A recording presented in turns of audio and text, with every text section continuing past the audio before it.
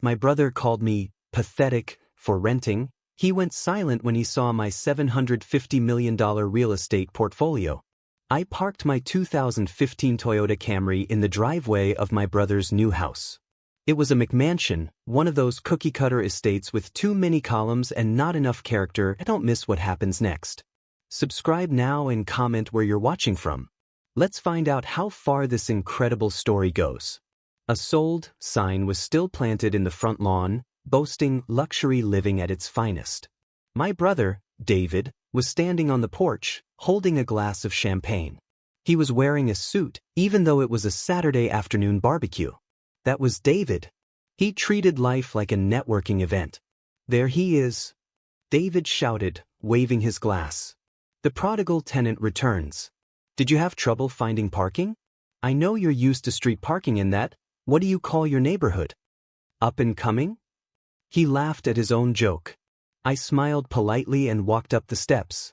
It's called strategic, David, I said. And the parking is fine. Strategic, David scoffed. Right. That's code for, I can't afford a mortgage. Come in. Let me show you what success looks like. The house was impressive, in a surface-level way.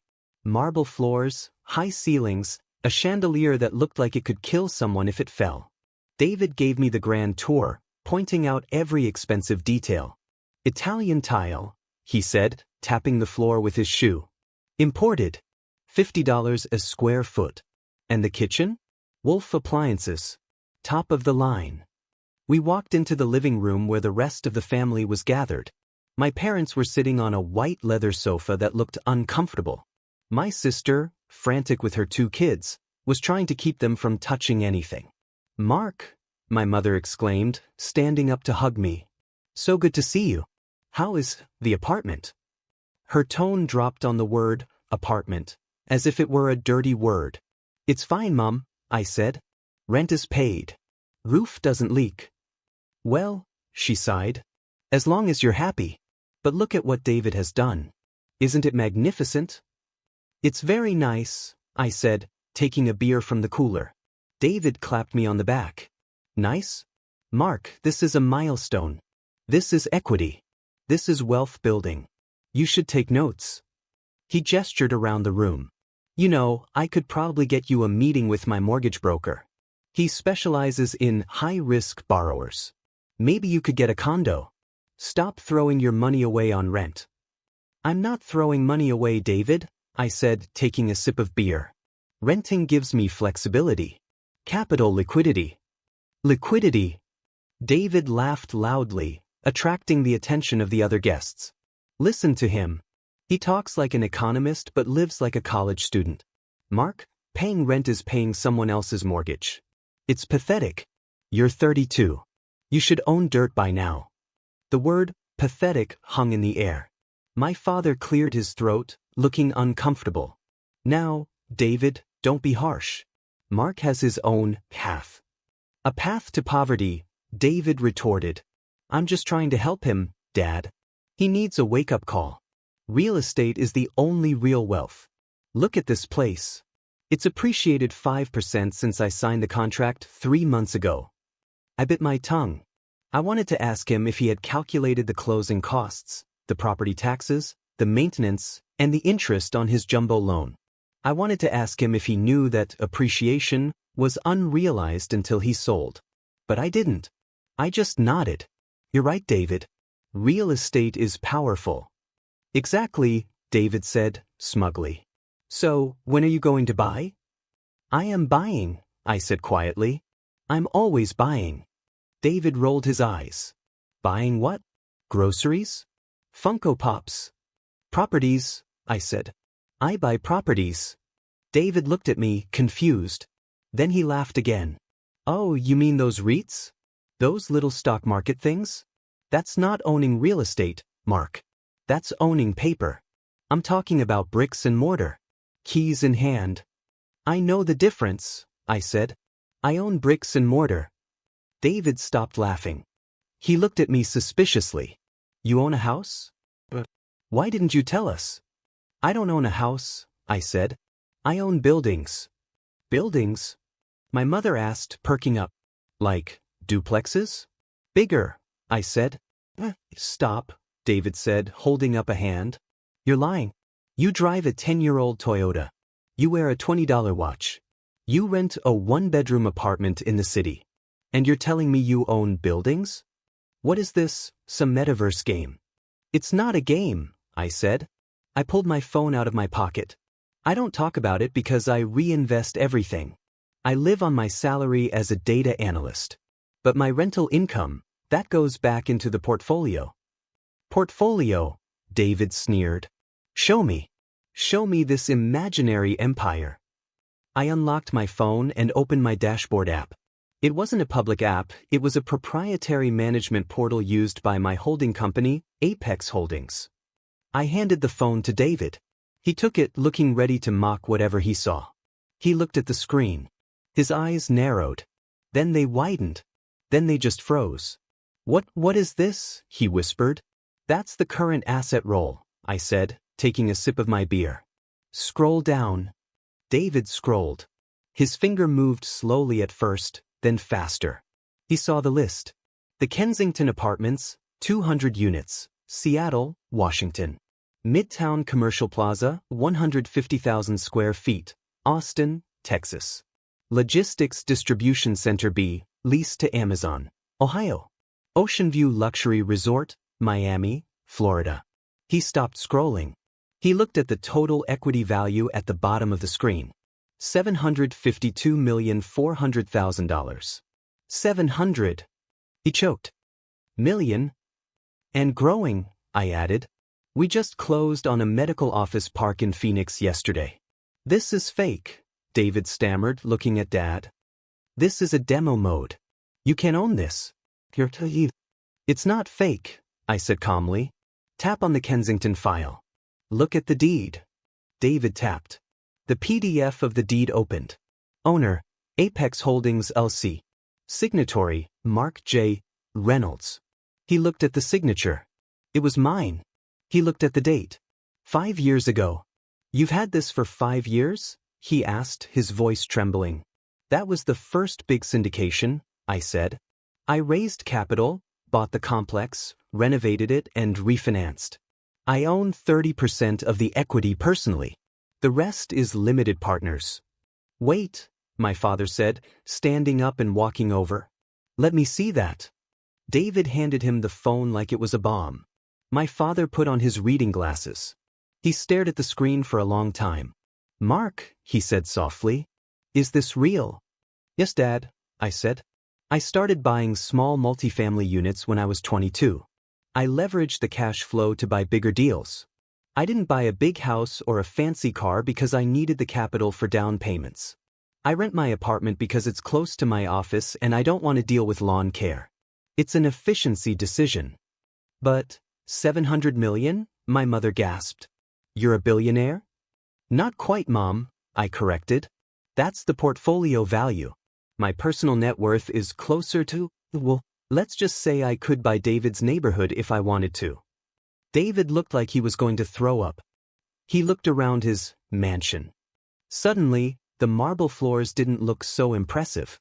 The chandelier looked tacky. He was drowning in debt to look rich, while his pathetic brother was quietly owning the banks. Why didn't you tell us? David asked, his voice barely a whisper. Why let me embarrass myself like this? I didn't let you do anything, I said sternly.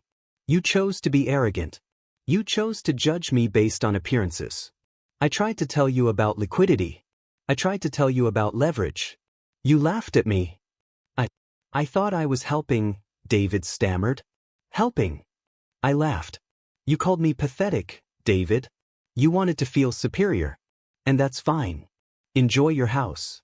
It's a nice house. But don't ever mistake a liability for an asset again. The rest of the barbecue was awkward. My parents treated me like I was made of glass. My mother kept asking if I wanted special food. My father just stared at me with a mix of pride and confusion. But David? David was silent. He sat in the corner, nursing his champagne, scrolling through Zillow on his phone, probably realizing that his investment was a drop in the ocean compared to my portfolio. As I left, I walked past David on the porch. "Nice house, Dave," I said. "Really? Enjoy it." He looked up at me. Can I ask you something?" "Sure," I said. "How do I get into what you do?" I smiled. "First step," I said, pointing to his BMW in the driveway. "Sell the liabilities. Buy assets. And maybe stop calling people pathetic." I got into my Toyota and drove away. The engine purred. It sounded like freedom. I drove back to my rental apartment. I parked on the street. I walked up the 3 flights of stairs. I sat on my IKEA sofa and opened my laptop. I had a deal to underwrite. A 300-unit complex in Denver was hitting the market. I looked around my simple living room. No marble. No chandelier. Just peace. And $750 million in real estate working for me while I slept. I smiled. David had his house. I had the world. And honestly, I preferred the view from here. The next morning, I got a text from David. It was a link to a listing for a duplex in a rough part of town. Text, "Is this a good deal?" I chuckled. He was learning. I typed back, "What's the cap rate?" It was the beginning of a new conversation. One where he actually listened. And that was worth more than any portfolio. The next few months were a strange mix of business as usual and a subtle shift in family dynamics. I continued to analyze deals from my modest apartment, closing on the Denver complex with little fanfare. David, on the other hand, had become my unofficial intern. He texted me daily with Zillow links, questions about NOI, net operating income, and complaints about his HOA fees. It was amusing in a way. The brother who had once lectured me on curb appeal was now obsessively tracking interest rates. One Sunday, I went over for dinner. The for sale sign was gone from his lawn, but so was his Porsche. In the driveway sat a sensible, used Honda Accord. "Downsizing?" I asked, raising an eyebrow. David shrugged, looking a little embarrassed but determined. "Liquidity," he muttered. "Freed up some cash for a down payment." "Good," I said. "Smart move. What are you looking at?" "A fourplex," David said, pulling out a folder of printed listings. "It needs work. Roof is shot. But the numbers, the cash-on-cash return is 12%. I looked at the sheet. He had actually done the math. He wasn't just looking at pretty pictures anymore. 12% is solid, I said. But check the foundation. That neighborhood has soil issues. My father walked in carrying a tray of burgers. He paused, listening to us. "Talking shop?" he asked, a hint of pride in his voice. "Yeah, Dad," David said. "Mark is helping me analyze a deal." It was the first time David had ever admitted I was helping him with anything financial. Usually, he acted like he was doing me a favor by letting me breathe his air. The real test came a month later. A massive commercial deal hit my desk, a portfolio of 3 shopping centers in the Midwest. It was a value-add play, meaning they were mismanaged and needed a turnaround. The price tag was $45 million.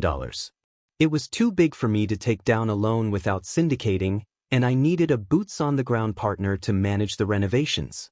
I thought about calling my usual contacts in Chicago. But then I looked at David. He was hungry.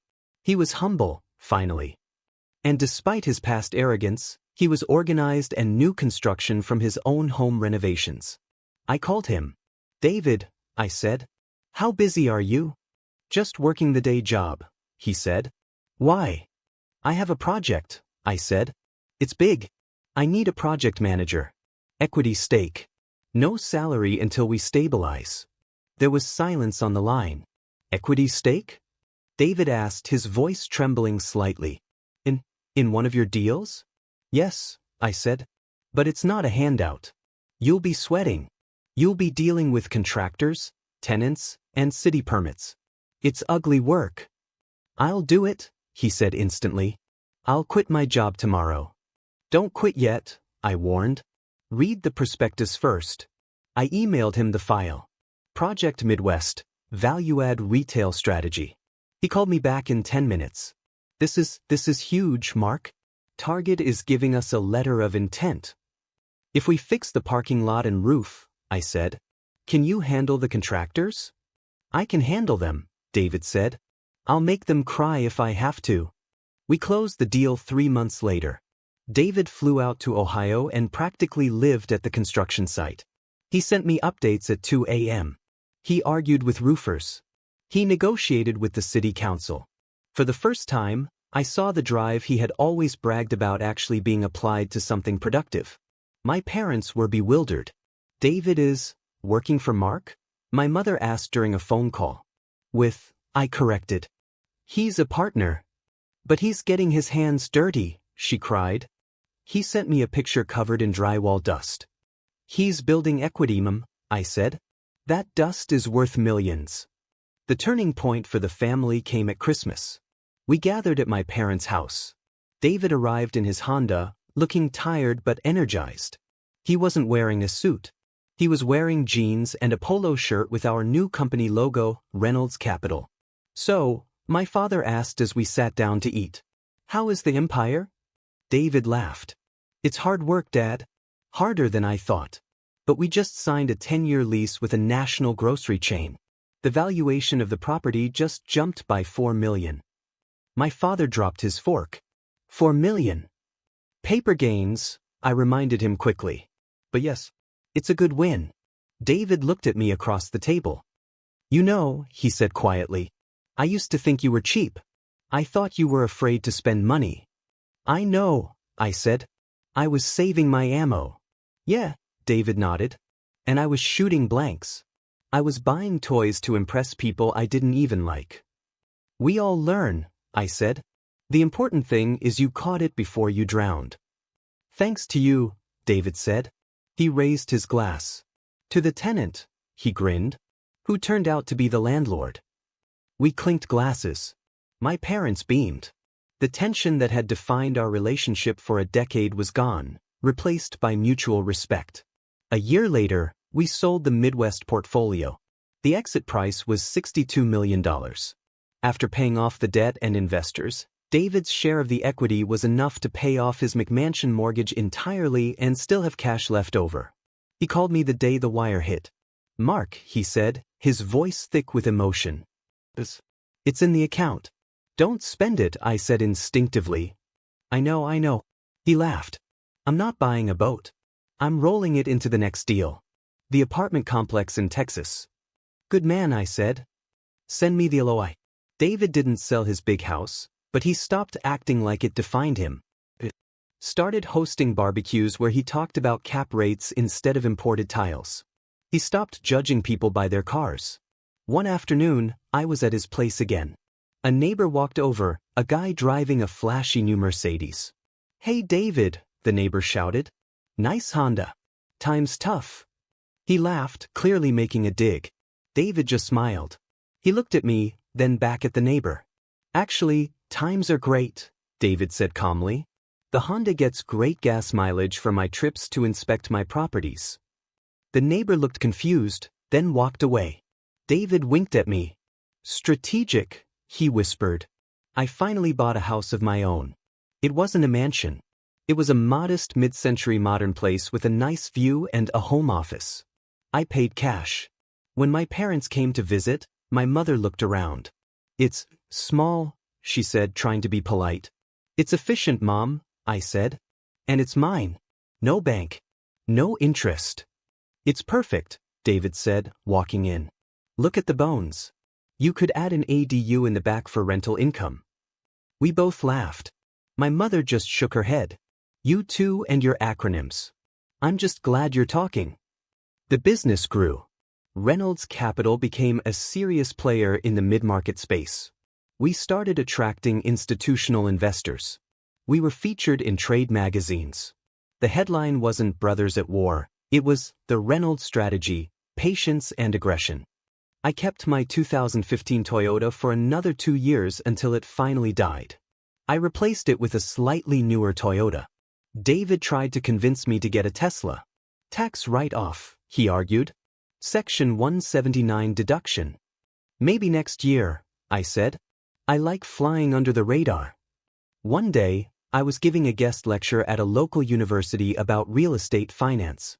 I looked out at the audience of eager students. In the back row, I saw a face I recognized.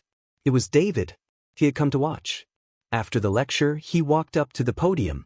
"Not bad, Professor," he teased. "You missed a point about depreciation recapture, though."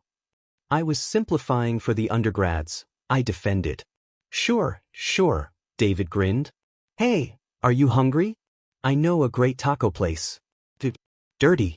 Best salsa in town." "Lead the way," I said. We sat in the plastic booth eating tacos. "You know," David said, wiping salsa from his chin, "I used to worry about you. I really did. I thought you were failing at life." "I know," I said. "It looked that way from the outside." "It's funny," David mused. "The things we think matter, the cars, the clothes, they're just costumes. The real scorecard is freedom." "Exactly," I said. "Financial independence is the only luxury that matters." "Well," David raised his paper cup of soda, "here's to freedom. And to listening to your little brother." Our portfolio crossed the $1 billion mark in assets under management, AUM, 5 years after that first barbecue. It was a surreal number. A number with 9 zeros. We had a team of 50 employees. We had offices in 3 states. But the moment that stuck with me wasn't the ringing of the bell or the closing dinner. It was a quiet Tuesday. I was in my office reviewing a lease. My phone rang. It was David. "Mark," he said. "Mom called. Dad's heart. He's in the hospital." We rushed to the hospital. Dad had suffered a mild heart attack. He was going to be okay, but he needed surgery and long-term care. The doctors were talking about specialists, rehabilitation, and private nursing. The costs were astronomical. My mother was in the waiting room, looking terrified, clutching her purse. "I don't know how we'll pay for the best surgeon," she wept. "Medicare only covers so much." David and I looked at each other. We didn't need to speak. We didn't need to check our bank accounts. We didn't need to apply for loans.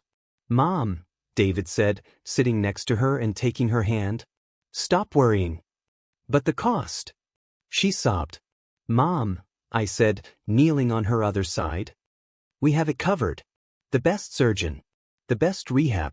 The private room. Whatever he needs." "But it's hundreds of thousands of dollars," she cried. "We have it," David said firmly. "We have it in cash. Today." My mother looked from David to me. She saw the confidence in our eyes. Not the arrogance of debt, but the quiet certainty of ownership. She broke down, sobbing with relief. "My boys," she whispered. "My smart boys." Dad recovered. We moved him into a top-tier rehab facility that looked more like a resort than a hospital. We paid the bill weekly without blinking. It was the best money I ever spent. One afternoon, sitting in the garden of the facility, Dad looked at us. "I used to worry about you too," he admitted. "I worried David was spending too much and Mark was saving too much. I thought neither of you knew how to live." "We were just figuring it out, Dad," I said. "In our own ways." "Well," Dad smiled, closing his eyes in the sun. "You figured it out. You built a fortress. And you let us inside."